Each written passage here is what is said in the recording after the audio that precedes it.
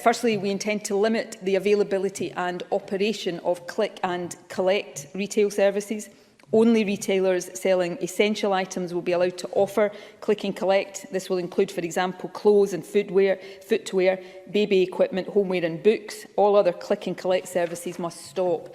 More importantly, though, for click and collect services that are allowed, staggered appointments will need to be offered to avoid any potential for queuing, and access inside premises for collection will not be permitted.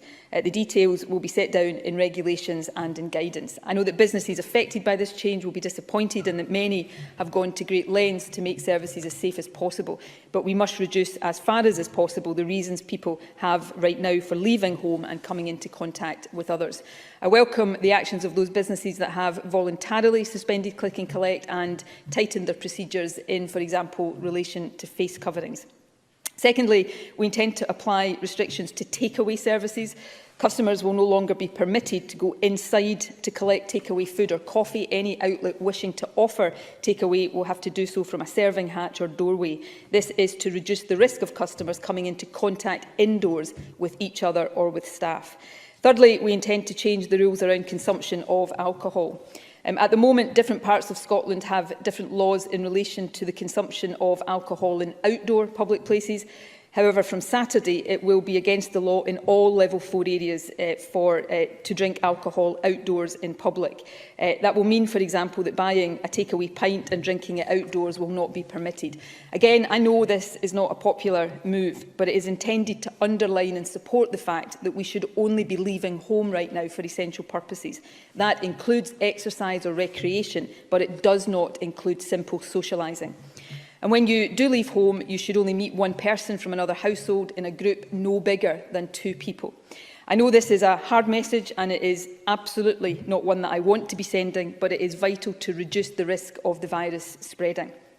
Fourthly, and significantly, we intend to strengthen the obligation on employers to allow their staff to work from home whenever possible. The law already says that we should only be leaving home to go to work if it is work that cannot be done from home. This is a legal obligation that falls on individuals. However, we will now introduce statutory guidance to make clear to employers that they must support their workers to work from home wherever possible. For all employers, the basic but vital message is this: if your staff were working from home during the first lockdown last year, they should be working from home now, and you should be facilitating that.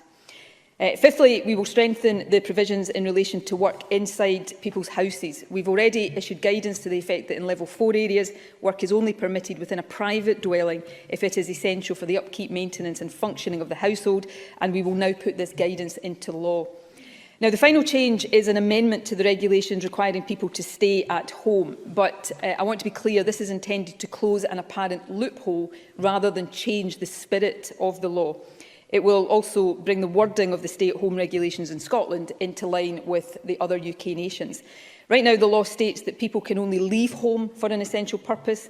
However, having left home for an essential purpose, someone could then stay out of their home to do something that is not essential without breaching the law as it stands.